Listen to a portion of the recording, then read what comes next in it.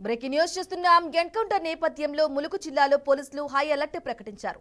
జిల్లా కేంద్రంలో పాటు మావోయిస్టు ప్రభావిత ప్రాంతాల్లో భారీగా పోలీసులు మోహరించారు. ఎన్కౌంటర్ జరిగిన ప్రాంతాన్ని ములుగు ఎస్పీ శబరీష్ పరిశీలించారు. ఇదిలా ఉండగా ములుగు జిల్లా ఏటూరు నాగారం అటవీ ప్రాంతంలో భారీ ఎన్కౌంటర్ జరిగింది. చల్పాక అటవీ ప్రాంతంలో జరిగిన ఈ ఎదురు కాల్పుల్లో మొత్తం 7 మావోయిస్టులు మృతి చెందారు.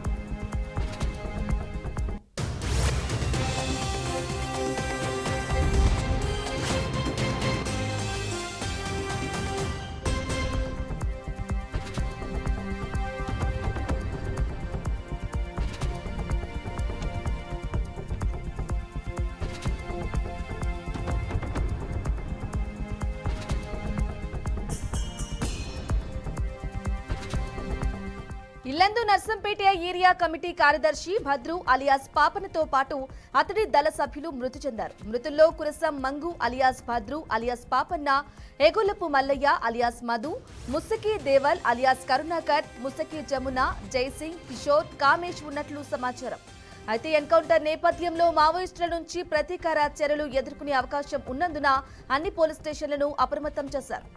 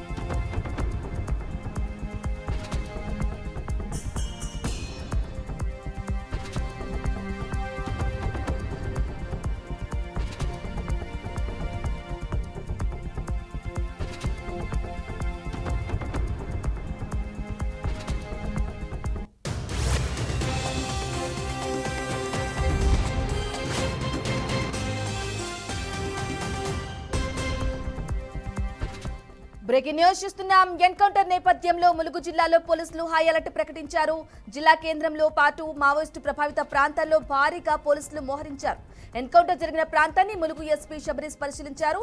ఇక ఇదే అంశంపై మరింత సమాచారం అందించడానికి మా ప్రతినిధి భాస్కర్ అందిస్తారు.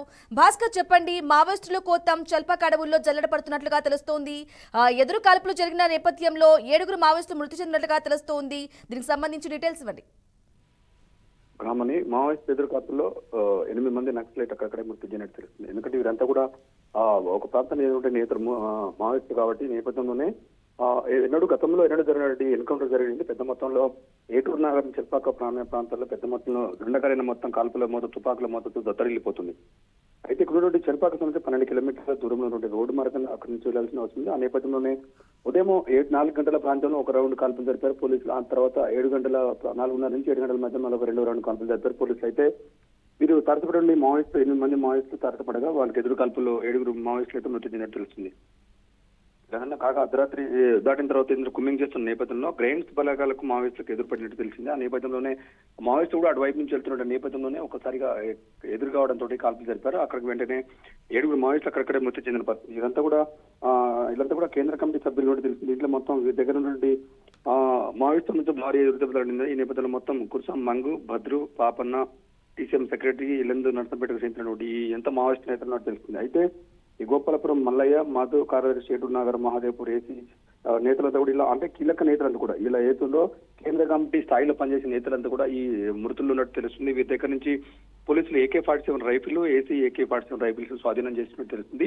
దీనిపై మరింత విచారణిస్తూ ఇప్పటికే పోలీసులు అయితే వారిని మావోయిస్టు కుటుంబాలకు తీసుకుపోయి ఏటూరు నాగారం ప్రభుత్వ హాస్పిటల్లో పోస్ట్ మార్టం నిర్వహించే అవకాశం ఉంది. అక్కడి నుంచి నేరుగా ములుగు హాస్పిటల్ తీసుకొచ్చి అక్కడి నుంచి కొంతమందికి ఇక్కడ పోస్ట్ మార్టం నిర్వహించే అవకాశం ఉంది. అయిపోయిన తర్వాత వారి కుటుంబ సభ్యులకైతే డెడ్ బాడీలు అప్పచెప్పే అవకాశం ఉంది. ఇప్పటికే మావోయిస్టు ప్రభావిత ప్రాంతంలో ఏదుందో ఏటూరు నాగారం కావచ్చు, మంగపేట, నూగురు, వెంకటపూర్, వాజేడు ప్రాంతాల్లో ఉంటే పోలీసులు గస్తీ నిర్వహిస్తున్న పరిస్థితి. గ్రాండ్ పోలీసులు కావచ్చు, స్పెషల్ పార్టీ పోలీసులు పెద్ద మొత్తంలో ఇలా ములుగు జిల్లా మొత్తం హై అలర్ట్ ఉన్న పరిస్థితి. ఆ గంటకు బిక్కుమంటూ ఆ జీవన విధాన పరిస్థితులు ఇచ్చిన పరిస్థితి. అయితే పెద్ద మొత్తం గతంలో జరిగినటువంటి ఎన్కౌంటర్ పెద్ద మొత్తంలో జరగడంతో 7 మావోయిస్టులు మృతి చెందారు. ఈ నేపథ్యంలోనే ఇంకెంతమంది ఉన్నాయి కొంత సమాచారం తెలియాల్సింది. ఇప్పటికైతే ప్రభుత్వ పరంగా కావచ్చు, ఇటు మావోయిస్టులకు సంబంధించిన అంశాన్ని పూర్తిగా ఎస్పీ ఇప్పటివరకైతే మాట్లాడిన పరిస్థితి. అయితే ఇప్పటికే సంఘటన స్థలానికి చేరుకున్నారు ఎస్పీ. అక్కడ మొత్తం పూర్తిగా పరిశీలిస్తున్నారు. దీనిపై మీడియాతో మాట్లాడే అవకాశం అయితే కనిపిస్తుంది.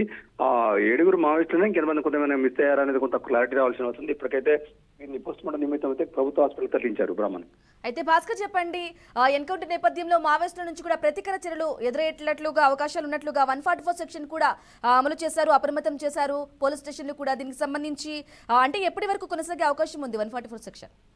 బ్రాహ్మణి ఈ గతం 2-3 రోజుల క్రితమే మావోయిస్ట్ ఇన్ఫార్మర్ నేపథ్యంతో ఒక ప్రభుత్వ ఉద్యోగి రమేష్ శంకర్ని ఒక 5 ఎన్కౌంటర్ గొడ్డలతో నరికి చంపారు మావోయిస్టులు.